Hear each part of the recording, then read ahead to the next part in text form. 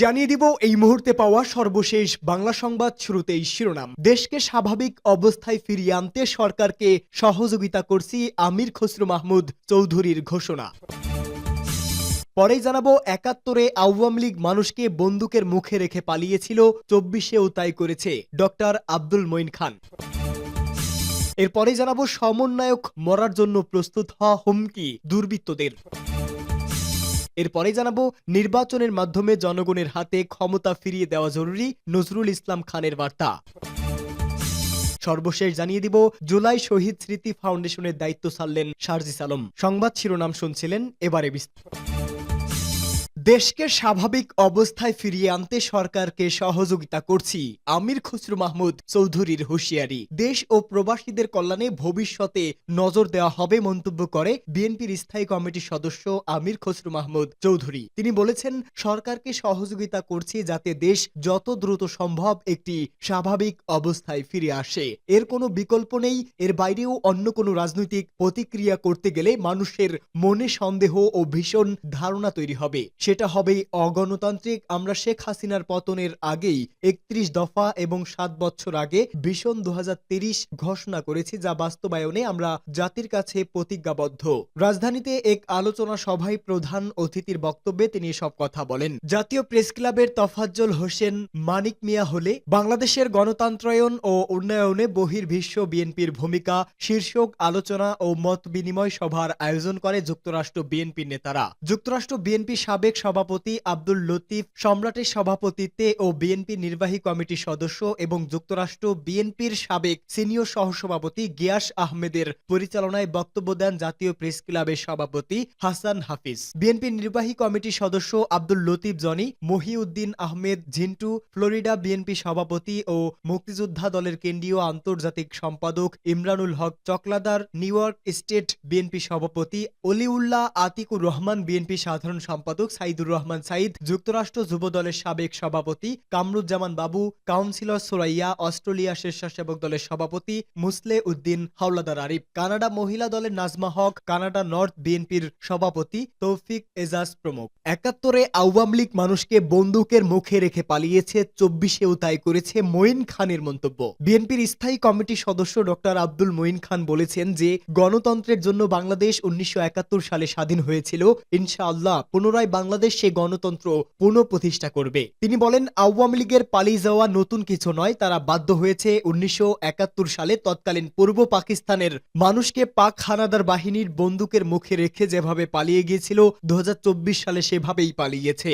আজ যুক্তরাজ্যের বিএনপির নেতাকর্মীদের নিয়ে রাজধানীর শেরেবাংলা নগরে বিএনপির প্রতিষ্ঠাতা ও সাবেক রাষ্ট্রপতি জিয়াউর রহমানের মাজারে শ্রদ্ধা শেষে তিনি এসব কথা বলেন। মঈন খান বলেন, এই পরিস্থিতিতে একটি সরকার এসেছে। এই সরকার জনগণের সরকার, এই সরকার বাংলাদেশের মানুষের সরকার। আমরা বিশ্বাস করি তাদের উপর যে গুরুত্ব দায়িত্ব অর্পিত হয়েছে সেটি হচ্ছে দেশের মানুষকে ফিরিয়ে দিতে হবে। একটাই হচ্ছে অন্তর্বর্তী সরকারের উপরে এদেশের ১৮ কোটি মানুষের ম্যান্ডেট। আমরা বিএনপি সর্বাত্মকভাবে সহযোগিতা করে যাচ্ছি, তারা যেন তাদের এই গুরু দায়িত্ব সঠিকভাবে পালন করতে পারে। সমন্বয়ক মরার জন্য প্রস্তুত হওয়া হুমকি দুর্বৃত্তদের। ময়মনসিংহের ঈশ্বরগঞ্জ উপজেলার বৈষম্য বিরোধী ছাত্র আন্দোলনের সমন্বয়ক মোহাইমিনুল ইসলামকে হত্যার হুমকি দিয়েছে দুর্বৃত্তরা। গতকাল রাতে এ বিষয়ে ঈশ্বরগঞ্জ থানায় জিডি করেছেন সমন্বয়ক। জানা যায়, উপজেলা চারশিহারিস্থ মোহাইমিনের বাড়ির দেওয়ালে গত সোমবার রাতে লাল কালি দিয়ে কেউ লিখে রাখে, সমন্বয়ক মরার জন্য প্রস্তুত হ। কে লিখেছে তার কোনো পরিচয় পাওয়া যায়নি। এরপর থেকেই মোহাইমিনিন ও তার পরিবারের লোকজন নিরাপত্তাহীনতায় ভুগছেন বলে দাবি করেছেন স্থানীয়রা। ঈশ্বরগঞ্জ থানার ওসি ওবায়দুর রহমান জিডির বিষয়টি নিশ্চিত করেছেন। তিনি বলেন, বিষয়টি তদন্ত করে খতিয়ে দেখা হবে।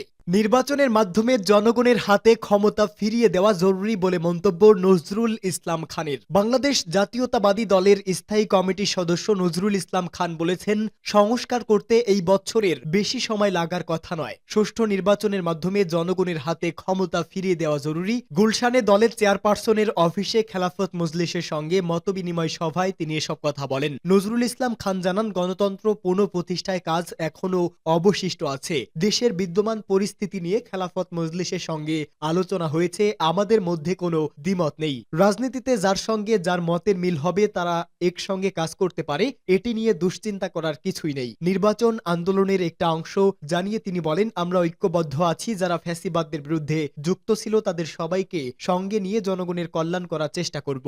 নির্বাচনের দাবি অযৌক্তিকভাবে আগ্রহ হলে আন্দোলন তো হয়, এখনো তো আগ্রহ হয়নি। এছাড়া সংস্কার কমিশনের সুপারিশ চূড়ান্ত হলে আমরা আমাদের মতামত দেব।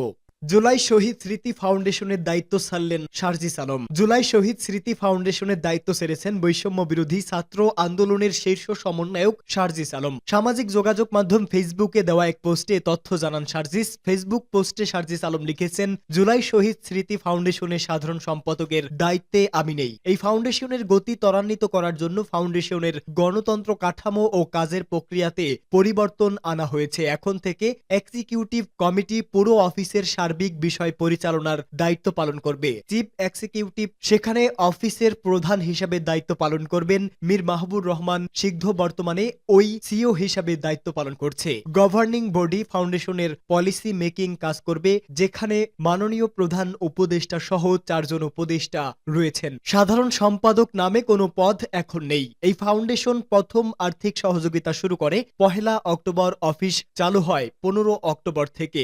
আমি সাধারণ সম্পাদক হিসেবে দায়িত্ব গ্রহণ করেছি 21 অক্টোবর। 31 ডিসেম্বর পর্যন্ত প্রায় 2 মাস 10 দিন আমি দায়িত্ব পালন করি। এরপর আমি দায়িত্ব থেকে সরে আসি। ফাইনাল আমার সাইনিং অথরিটি 7 জানুয়ারি হস্তান্তর করা হয় এবং অফিসিয়াল ভাবে আমি আমার দায়িত্ব শেষ করি। এই দায়িত্ব পালনকালে আমি ফাউন্ডেশন থেকে কোনো বেতন বা সম্মান নেইনি। 31 ডিসেম্বর পর্যন্ত ভেরিফাইড 826 জন শহীদ পরিবারের মধ্যে 628 জনকে আর্থিক সহযোগিতা করা হয়। পাশাপাশি প্রায় 11,000 ভেরিফাইড আহতের মধ্যে প্রায় 2,000 আহতকে আর্থিক সহযোগিতা করা হয়। যতদিন পর্যন্ত আমি আমার সর্বোচ্চ সময় ফাউন্ডেশনে দিতে পেরেছি ততদিন আমি দায়িত্ব পালন করেছি। যখন মনে হয়েছে এখন থেকে ফাউন্ডেশনে প্রয়োজনীয় সময় দেওয়া আমার জন্য সম্ভব হবে না, তখন আমি দায়িত্ব থেকে সরে এসেছি।